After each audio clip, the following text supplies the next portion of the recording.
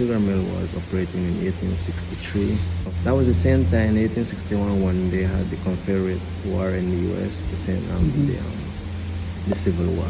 So a majority of them flew down to Central America, Guatemala, Belize, Honduras, Nicaragua, Panama, and so forth, right? And many of them reside in some southern part of Belize. They met the British, which the British were already here. And so the British had a lot of history,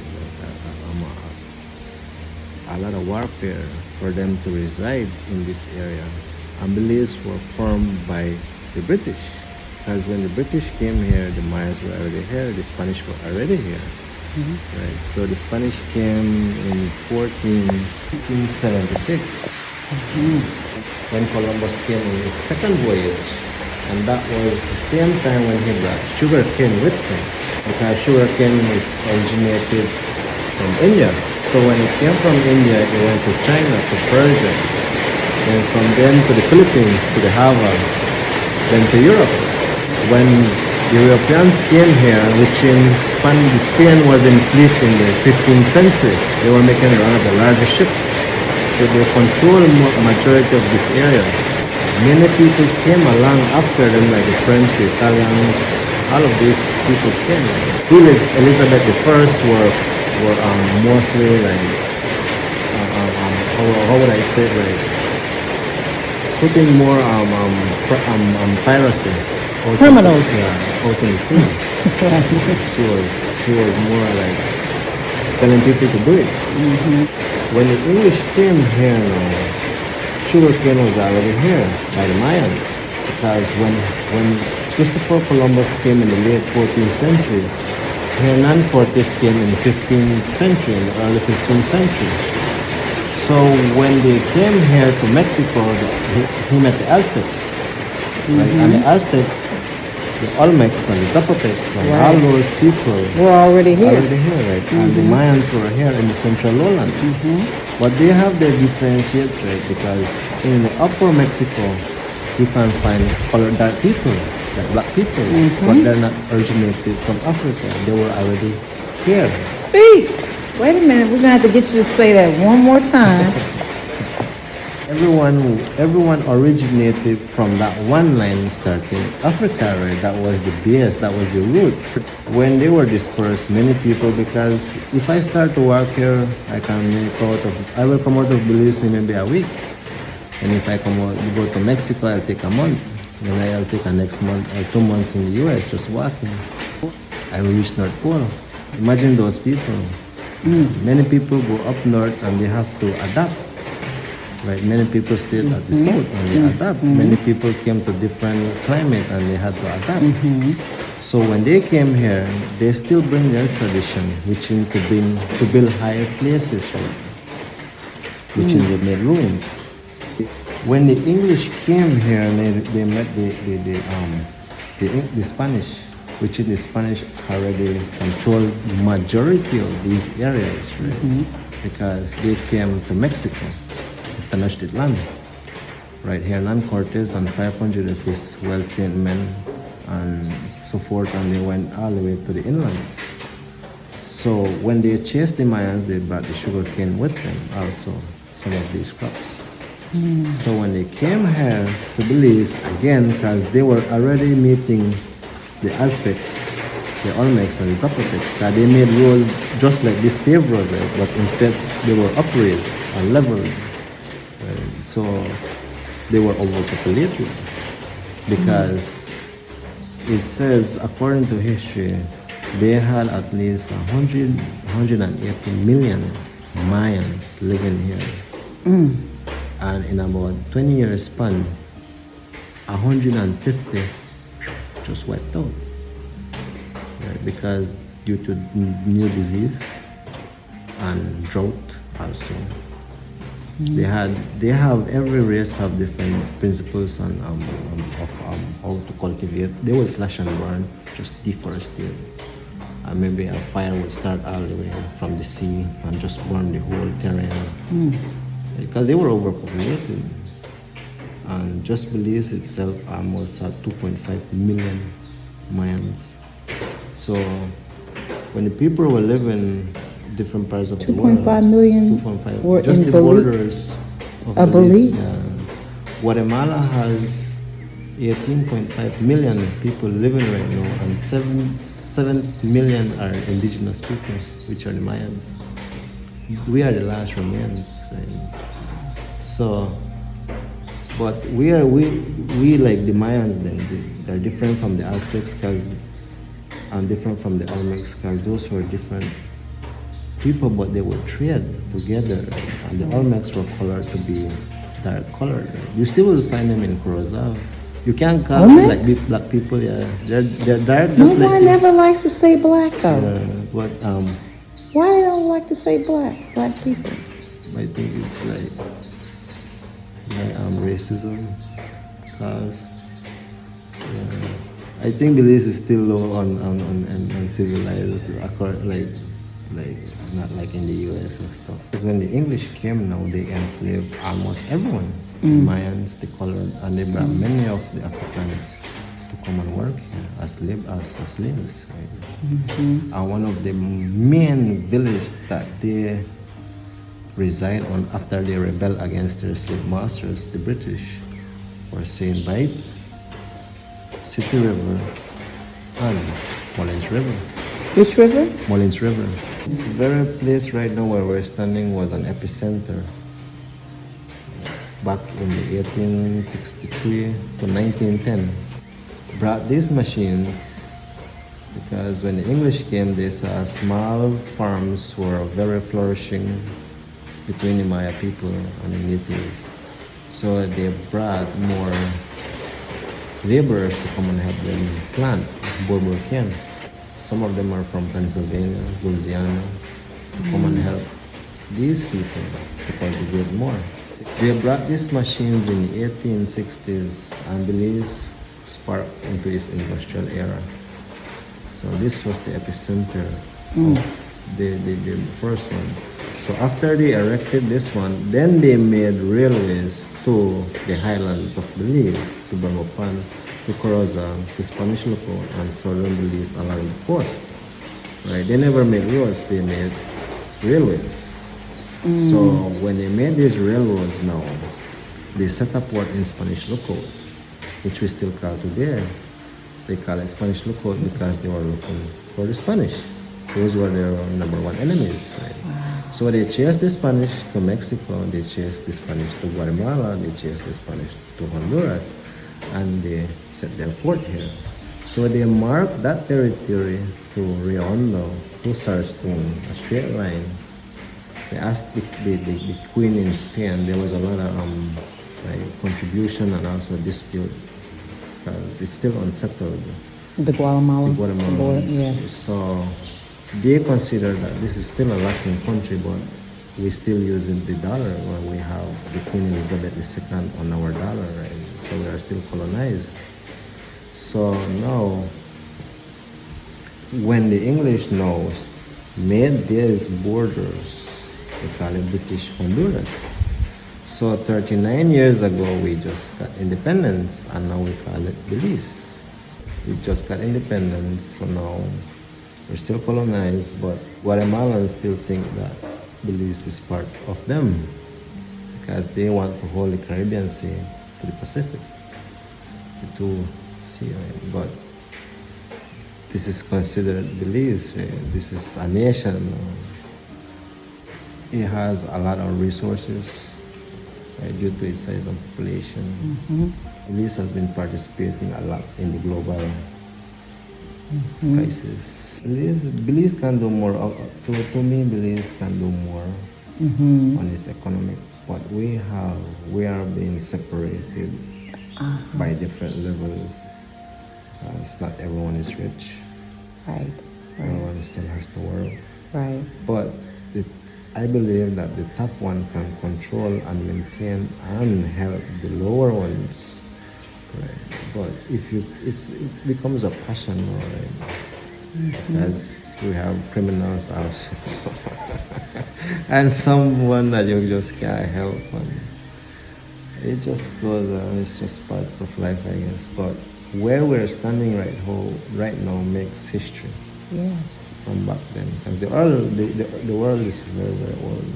So many people lived here before we came now. So this right here was the epicenter in the 1860s. So when they made these borders, the British, so they can control Belize. So whenever they made production on this side with these machines, which we're gonna see back there. So.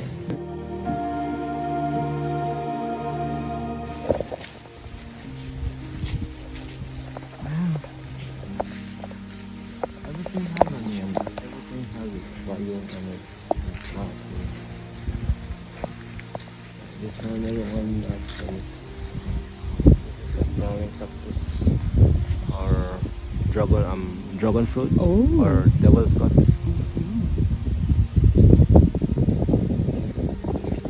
Has spikes everywhere.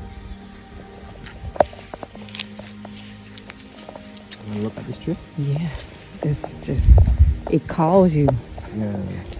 Everyone looks like this tree. And this tree has a lot of history.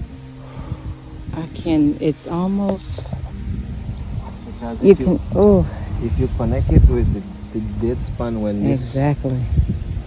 because they never had any vegetation on this side. This was infrastructure. Like that one is an infrastructure. See, one of the boilers.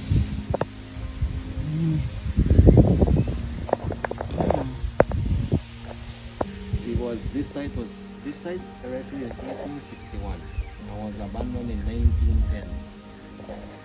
1910 to this day probably has 112 years. So when they lived here, there wasn't any vegetation, right? No large trees. They cut down every one of them, and they set their port here on this little high ground. And probably, that's my theory, this is one of the first trees that starts to grow when it was abandoned, because this is super big. So from back then, this tree has probably 100 years. My thought was a little bit more horrific in terms of the tree too. You know, because it looks sort of like a gathering, like this is kind of a circle. So you don't know, but it feels like it could have also been lives lost on this tree, you know, because it feels like this is where you gathered to watch life hang from this tree. Now that's a little bit more, like I say, horrific, but it does, for whatever reason, especially knowing that it's that old. Okay, I want to go back to this tree.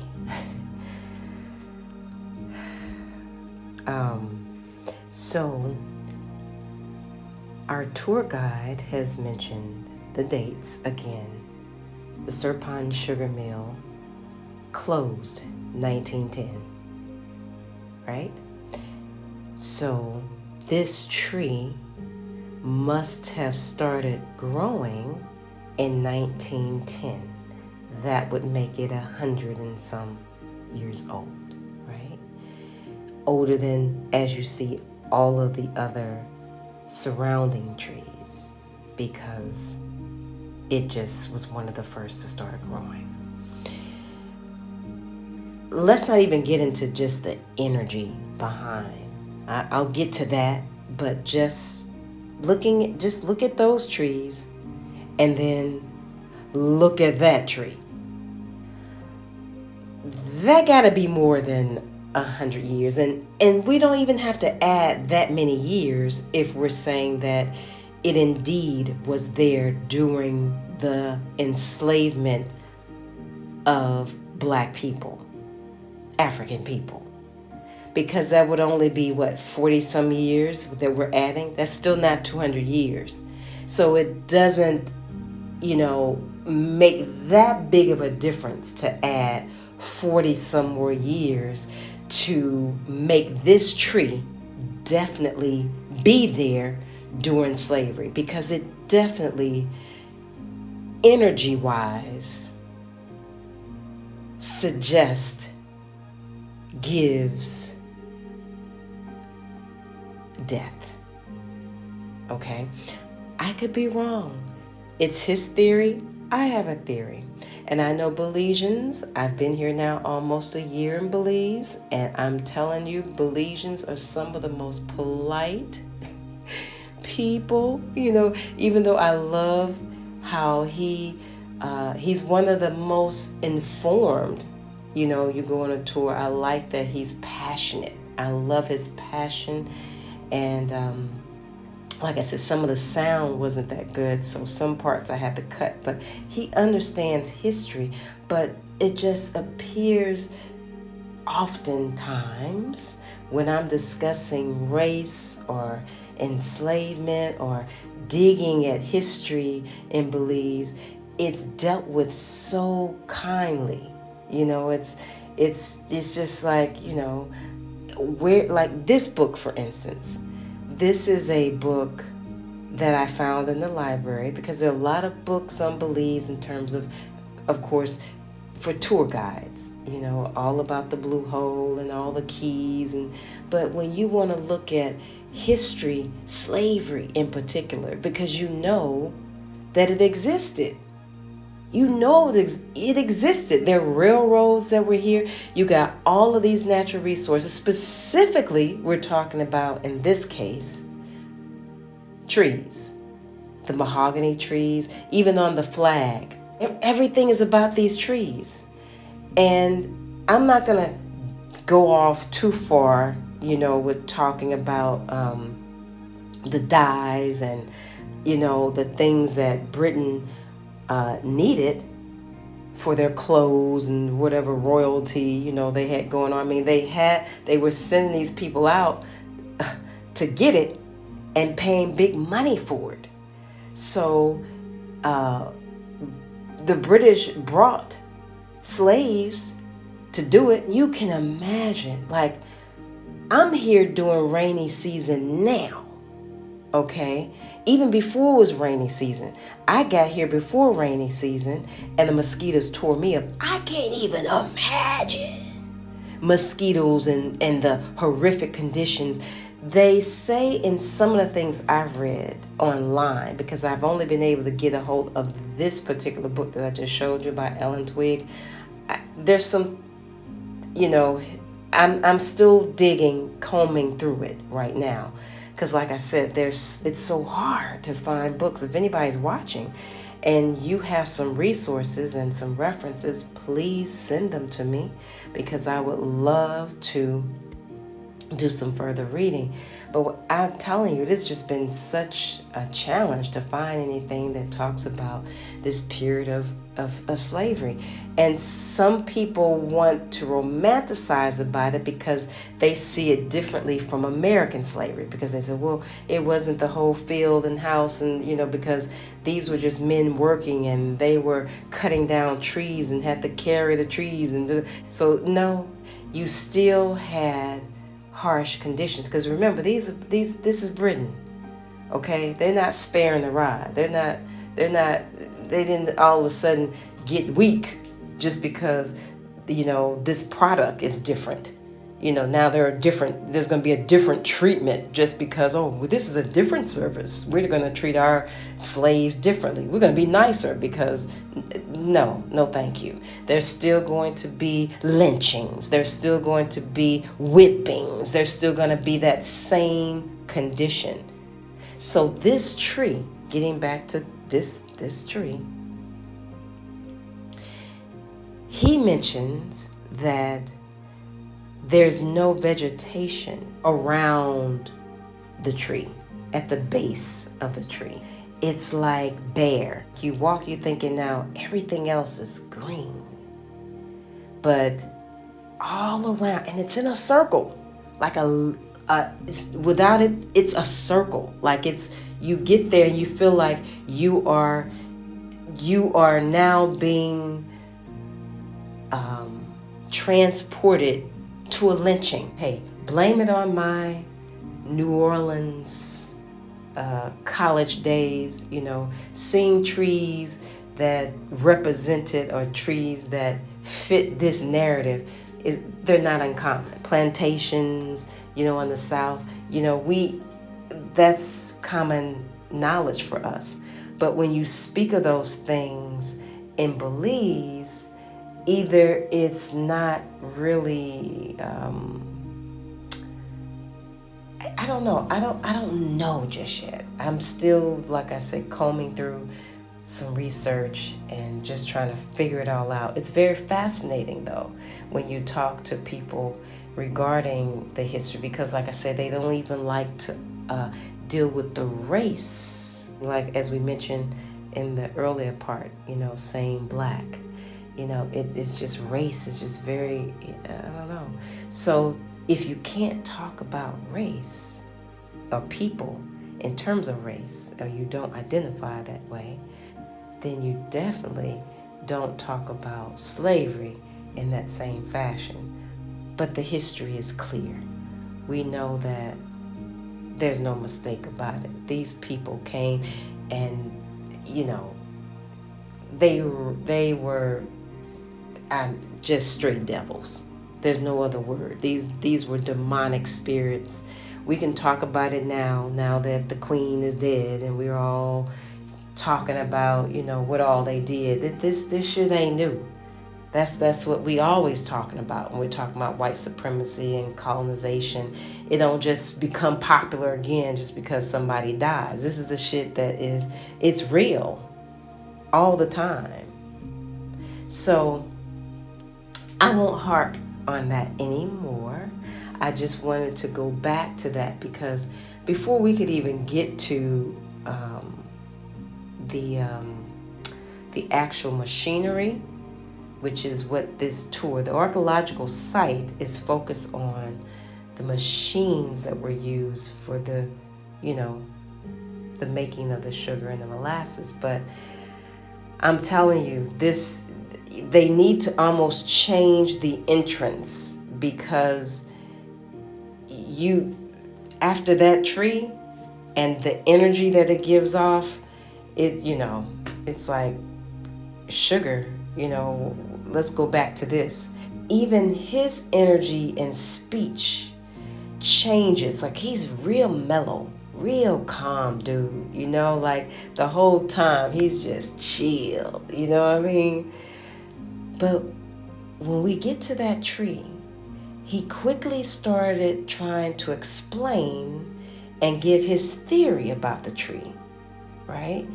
As if to say, yeah, I know what you feel, but we're not here for that. Or this is Belize, and we just don't, we don't handle it the same way that you all do with your issues in America of race and slavery. To be fair to the tour guide, he did not say that. That is just what I interpreted, because since I've been in Belize, I have felt like this rebel rouser without a cause. Like, people are looking at me. When I first got here, I did a video. If you've been following, I did a couple of videos where I felt like I could not find my place of peace because of some of the things I was witnessing with tourism and just the unfairness of land and gentrification, basically, that's happening everywhere. But it was more disappointing because, Belize, Hopkins in particular, is become a very special part of, my future plans in terms of retirement. So I didn't want to retire in a place that is soon to be my gentrified neighborhood that I'm leaving in St. Louis. So I felt some kind of way. And whenever I would bring up certain things, it always felt odd because people didn't have that same energy behind it. Like, if we talk about reparations or racism or slavery, even if we don't all as Black people in America agree on it, we still feel some kind of way. We have some emotion wrapped around that in our discussion. We can become each other's hype men and women when you start talking about things involving slavery.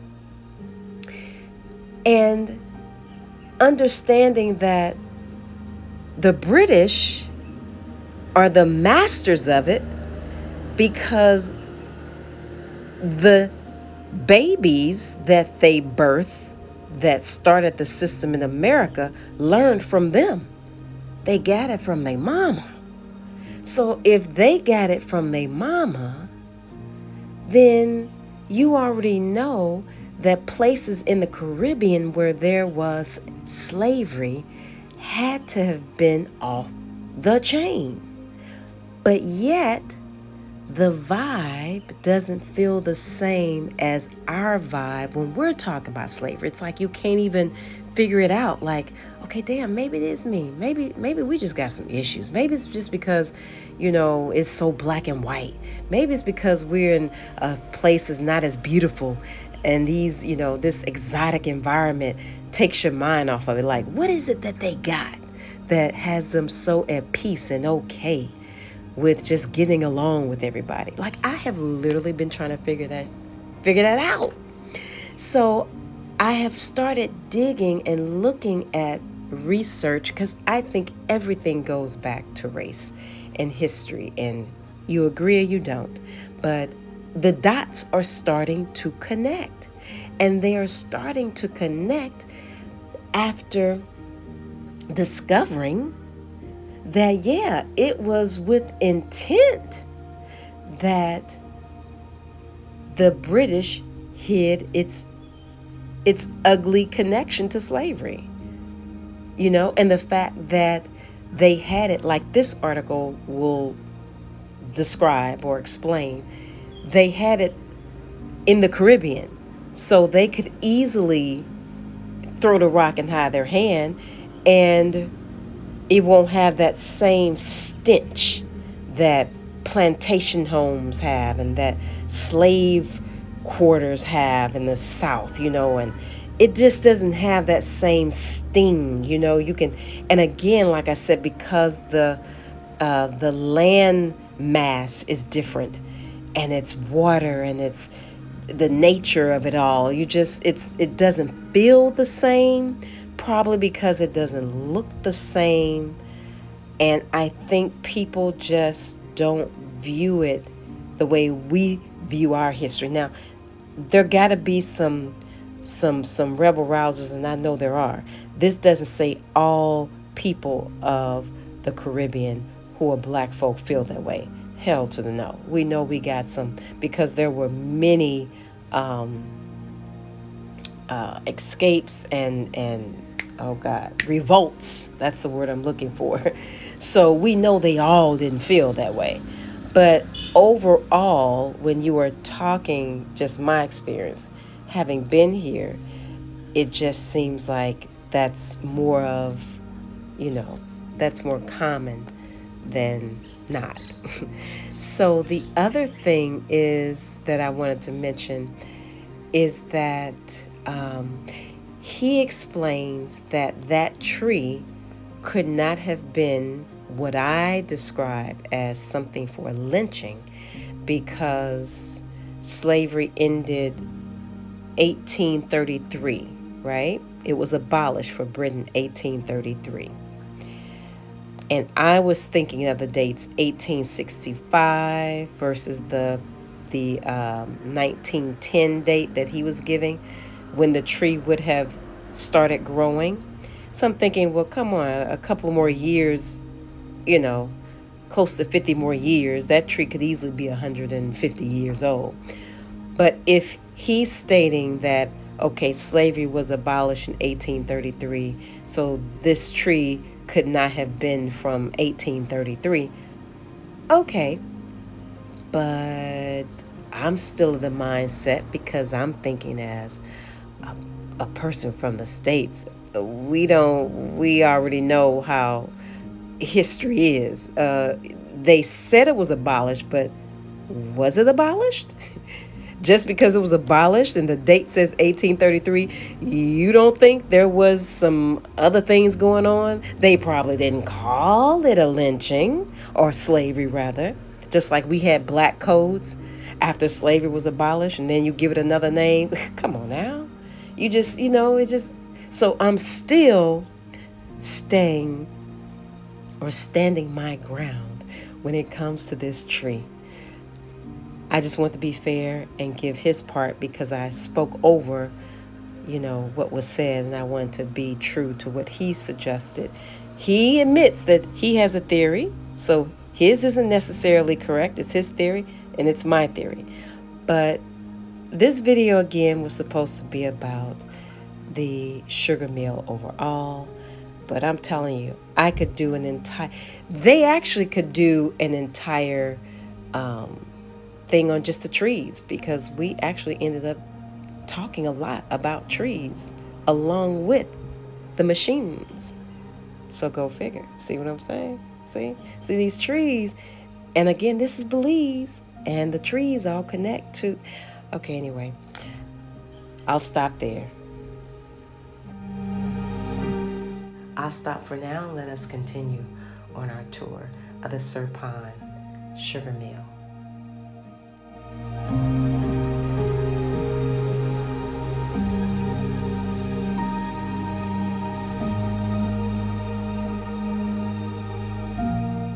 So they called former ancestors that were enslaved, once it was abolished, they called them neighbors. Huh? No, laborers. Oh, laborers. I thought it said neighbors. I said, okay. Neighbors? Okay. We get laborers. Okay. Yeah, workers now. Yeah. Mm-hmm. They got paid $7 a month with ration, which includes pork and flour, and $11 a month without ration. And they had to work hard. Currency first came to Belize with the Queen already on the dollar. The Anglo-Saxon people were one of the most people that dominated. Because the axe were used to cut the logwood, which was extracted from the logwood to make dye. As purple was only considered for the rich back then. So black and grey were the local norm. So when they came to Belize, they found logwood and they extracted dye. So that was the major factor that bring also Belize to its industrial. Because when the British came here, they kind of like raped the whole country.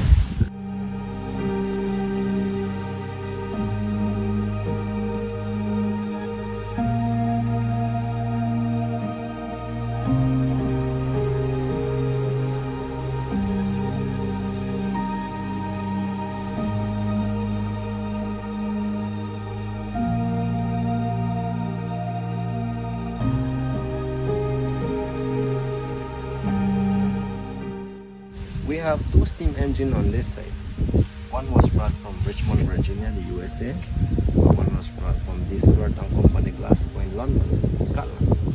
I'm still sitting here. Schillinger and Engine Works, J.R. Anderson and Company, Richmond, Virginia. So this is a steam engine water pump that would bring water from City River, which is 1.3 miles by metal pipes, to provide water for the boilers continuously with that large mass of volume of water for the large boilers, really, because when the factory operates, it's going to be continuous. So this was the first machine that used to be operating. But first they would the boilers, which we're going to see, right? So when they get the steam, they fill the boilers manually first. So they send the steam to this engine. This is an engine. So once the engine starts to move and this machine starts to operate, it pulls the water for the boilers so they don't have to fill it manually again. So once this starts to operate, the large amount of water comes continuously. And all of them are still on its original place since it was abandoned, because all of these bricks are from England. Because when the ships would go to England, it can't come empty, so they bring major factor for their structures. Like this also in the back, this was all dug out by the English all the way to City River. City River is 1.3 miles straight. So whenever City River would get flooded, this also would get swells up, so they can bring their ship closer to land so they can dismount all of these heavy machinery, which were fully assembled when they arrived. This is a 2-piston steam engine locomotive. This would give you the whole demonstration of how a steam engine would operate. They would fill up here with water, down there with fire and charcoal and wood. You would heat up the water, send the steam to the flywheel, and also pistons. Once the piston would get heat up, it would move the arm. One would push down and one would pull up. So once the arm would move, it moves the gears. The tractor. Yeah, the or tractor. wheel. Yeah. And once this starts to operate, then it moves the other. Someone has to be up here to maneuver the gears, right? Because they found many things in Belize, right? Which was considered red gold. Right? That was one of the top dominant. But when the mahogany was being cut down by a large mass,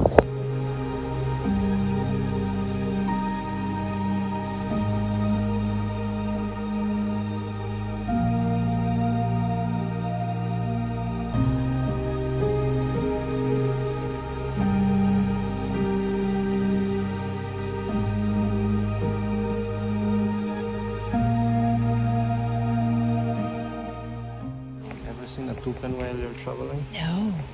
I just heard one. I forgot to ask Really? you. No. I probably have heard but not seen. The frog croaking noise, the clock, clock, clock, clock, clock. They sound Oh, like a frog when they're well outside. then no. I haven't seen or I heard. it, because they have one Oh. that make their roost. Oh. Oh, here is one. Come check it out. Oh. They roost here. I always tell my co-workers Uh-huh. that this place it's like a pyramid, Yes. and every tree and every plant has an important role. Yes. And our role is to respect it and take care of it. Hmm. I think they have young.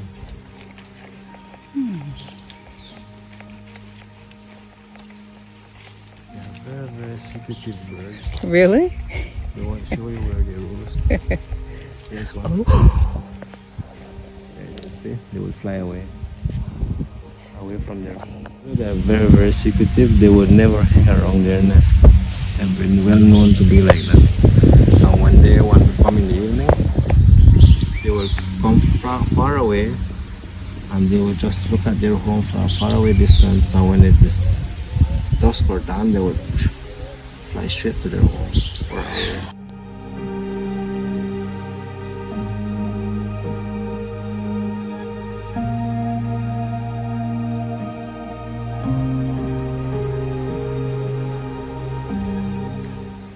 It's a parasitic plant. And you can see through and through it.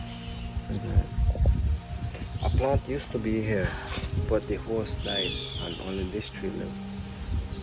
So you see how this tree is so parasitic. It joins a root to the other root. See, all of these little tiny roots will become one big root, and this entire tree will become one whole tree. The strangle fig never grows from the bottom, it always grows from the top. It sends its root down, strangle the host, kills the host, live off the host, decaying, then lives on its own. Here's a good example. Deep. This is already full intact. This is a good example.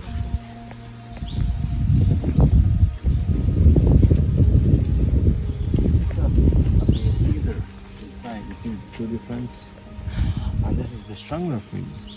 When the same hurricane came that I told you, Hurricane Nana, it tried to fall this tree. This was already on top small. So now it has run and patched the tree together. So eventually this will die and this will live. The only way that this will die if two of them falls. But many people doesn't like this tree because it's a very parasitic plant. Because it's what? Parasitic. It kills your Plastic. plant. Parasitic. Parasitic. It's a parasite. So, Oh. But if you dab it, a white sap or lotion will come out. That is very good for ulcers. So you can anti-reverse it like antibodies to your skin. From this tree. From that tree. This one is an incense tree.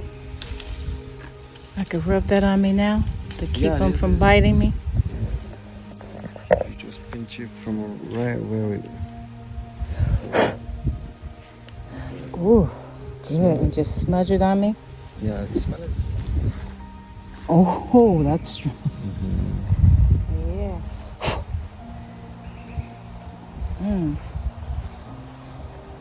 Okay.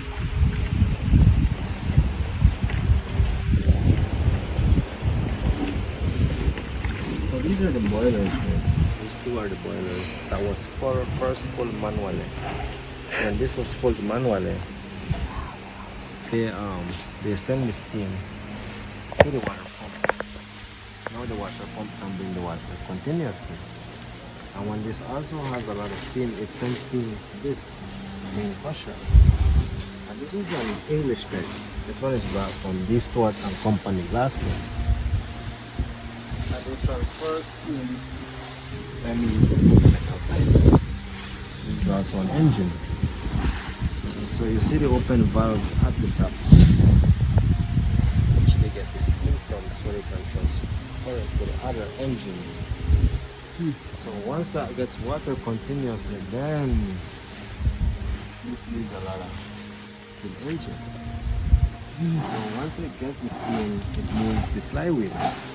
This is the flywheel.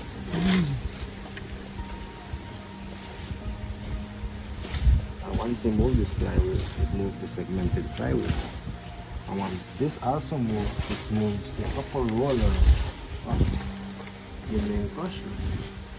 It moves the upper one clockwise, the bottom one anti-clockwise.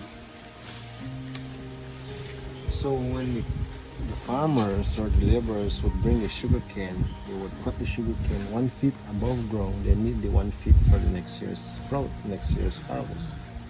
So when they cut it, they wash it into the aqueducts, bring it. By that time, this would be operating. They would lash the sugar cane against that flour, and it would become crushed. And all the juice would gush out into these big bits, and they would have funds to collect them. It's a lot of work. It is. A lot. So this is the first process of extracting sugarcane from the sugarcane stalks. So this is the first process. The second process is to leave the sugarcane juice into the open, into these deep flat pans, so all the dirt can float at the top. So they will go manually and remove the dirt, which is called clarification or defecation. So the other one is to cook it, which will turn it into molasses.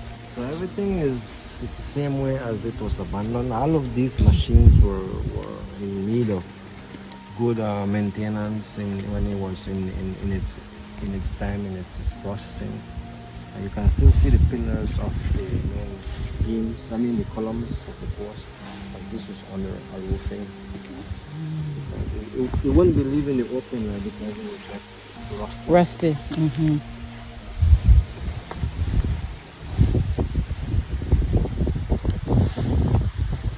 So when the engineers came here, they bought two machines, right? One from the US and one from the Scotland. And some of these machines, they joined them together and they work perfectly.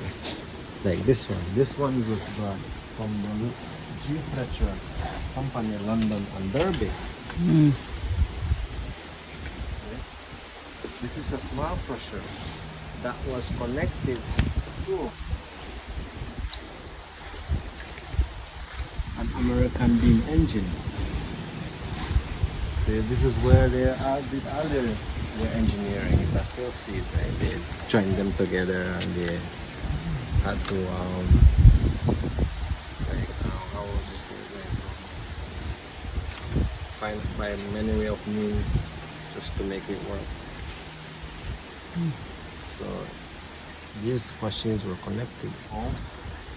In the jewels, they bring the jewels into these groove pans, right? So they put the fire under. This is the furnace. They put the fire because the fire can be direct to the pans, right? So once this is being cooked, they add alkali and sour lime. Someone has to be here to maneuver it, to stir it. And someone has to take their finger, dab it, roll it to see how far it breaks. Because they would turn to molasses or syrup or shakar or candy bars, because they would it's sweet. So after it's been ready, they remove one more. And all of the molasses would come out. Because this would be very hot. After they would cool it now, they would put it into the same open deep pans, let it cool, then they would granulate water from the molasses. But then it would be still wet. So after they would granulate it, then they would dry it. This is where they would granulate it. They would dump molasses here.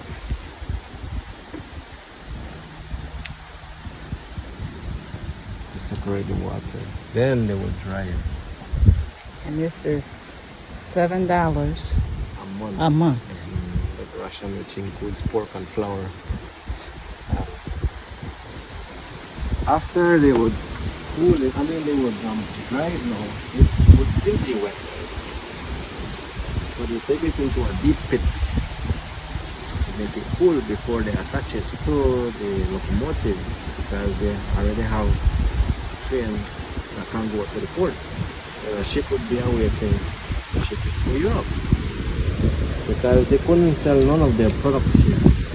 None of the neighboring countries were paying the price that they were looking for. So they had a debate, right? If they were to bring a refinery, but none of the neighbors wanted to pay the price. So they shipped all of their raw material to England, Scotland, France, and Germany were having one of the top refineries, right? So they sell it to them. When they refine it, then they sell it to a higher price to the different countries. So that's how they make it. I would like to give a warm and special shout out to Esmir for taking the time to show me the grounds. I had actually just stopped him for directions to make sure that I could take a shortcut to get back to Hopkins because it was starting to storm. And he took the time to share his sacred space. It's obviously not just work for him. So anytime you're vibing with someone who is very passionate about what they do, it is just refreshing. So I want to, again, thank Esmir for taking the time to share and teach about Serpong Sugar Mill. I hope you enjoyed it, and maybe you'll check it out in City Village, okay? Thanks for watching. Peace.